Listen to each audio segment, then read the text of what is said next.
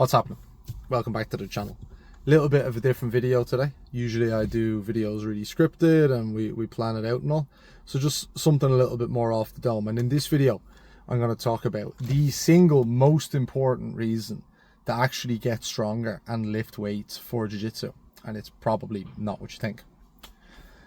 So a lot of the time you're going to see content online around getting stronger and doing your physical preparation for Jiu-Jitsu and getting more conditioned and building power, building muscle, doing all of these things that we would all really like to do, but oftentimes they really miss the mark on why this is so important for Jiu-Jitsu, other combat sports as well, but mainly Jiu-Jitsu.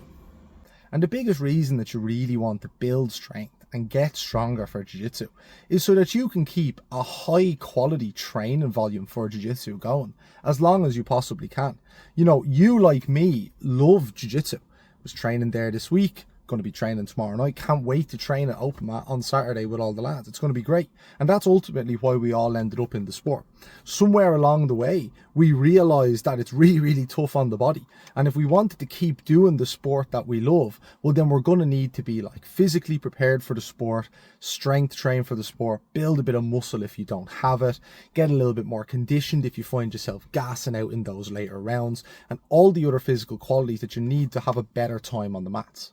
And I think sometimes people really miss the mark with physical training for Jiu-Jitsu, because it's all well and good to look good in the mirror. It's all well and good to put up big PBs in the gym and get stronger. And I think all of those things are really important. And ultimately, if you want to drive your physique development forward and you want to get stronger and you want to get more powerful, you have to do all those things. But the main reason that you would want to do your strength and conditioning for Jiu-Jitsu in the first place is so that you can keep doing Jiu-Jitsu, so that you can keep doing Jiu-Jitsu to the standard that you want to, so that if you get injured in the future, you're going to have a better rebound from that. Today I was doing a client check-in with someone and they were saying that they hurt their knee in Jiu-Jitsu, but they were still able to get into the gym and get a lot of their upper body work done. So they were able to keep a lot of that same momentum going forward with their training. And in many ways, once their knee then recovers and all of that fluid comes back out of the knee, they're just going to be able to get themselves back to training. But the momentum that they built along the way through the upper body training that they were doing, through the conditioning that they were still able to do, it just means that they'll have continued to build physical qualities along the way and they won't have had to just completely stop. The number one reason that people actually stop training Jiu-Jitsu more than anything else is because they picked up some injury along the way that's keeping them off the mats. And the biggest thing about doing physical preparation and doing strength and conditioning for the sport is that it lets you swerve and move around those different things that Jiu-Jitsu is gonna throw in your way. I think the reason that this is particularly important for Jiu-Jitsu above a lot of other sports is because the object of Jiu-Jitsu is to like tap your opponent out, make your partner tap to a joint lock or a choke, and well, attack the opponent's joint structures and potentially injure them. Tapping is ultimately the thing that prevents us from getting injured, and we're relying on our training partners not to injure us. But sometimes you are just going to get injured and things are going to happen. It's the physical nature of the sport. But having a really robust base of physical development really stops this becoming an issue longer term.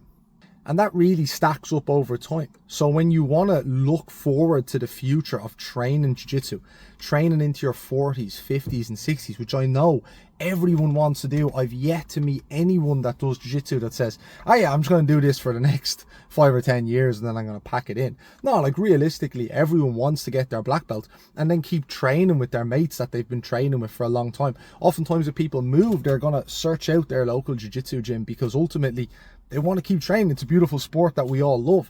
And that's why I'm so passionate about this physical training side of it, the strength and conditioning side of it, because I fundamentally believe that that is the key to let you train for as long as you want to train. So whereas, yeah, it's all well and good to be going to the gym to look good and to improve your physique and to be going to the gym to get stronger, get more conditioned, be more powerful, etc. The main reason that you would really want to be doing it is so that you can keep doing the sport that you love for as long as you want. And that's why if you don't do your strength and conditioning for Jiu-Jitsu currently, I'd highly advise you to give it a chance even if it doesn't seem as fun or as exciting as jiu-jitsu. It's not as fun or as exciting as jiu-jitsu, but that's not why you're doing it. You're doing it so that you can keep doing the fun and the exciting thing, which is your sport, for as long as you can, to the best of your ability, the way that you want to do it. And it's so rewarding as a jiu-jitsu S&C coach, training a lot of my training partners that I train with and hearing the feedback from them. I was training with one of the lads there during the week, and he has a hip condition. He's got like osteoarthritis in his hips, and he's a young guy, so it's not really something that he should have to suffer with, but he does suffer with it, and it was affecting his jiu-jitsu. But now that he's been doing his strength and conditioning properly, he's massively improved his ability to express movement in his hips, his ability to play guard. He's working on his judo, he's able to scramble, he's able to do all of these things, and he's probably got better jiu-jitsu than a lot of people, regardless of whether he was doing the physical training or not. But the physical training has let him access a level of jiu-jitsu that's just far above and beyond what he would have been able to do otherwise. And that's why I really just feel like people are missing a trick when they don't do their physical preparation properly, when they don't think it's a necessary part of the sport, or they talk down on it. It's not because people want to have these lofty visions, and you can have them, of being in great shape, being really strong alongside doing jiu-jitsu. The main reason that everyone does it is to keep doing the jiu-jitsu that they love. So I'll continue with the regularly scheduled, higher quality scripted videos going forward. But I just really wanted to jump on this because it was on my mind, and just let you know, if you're not doing it, you need to be doing it. I hope you enjoyed that video, a little bit more impromptu. Subscribe if you haven't, and I'll see you on the next one.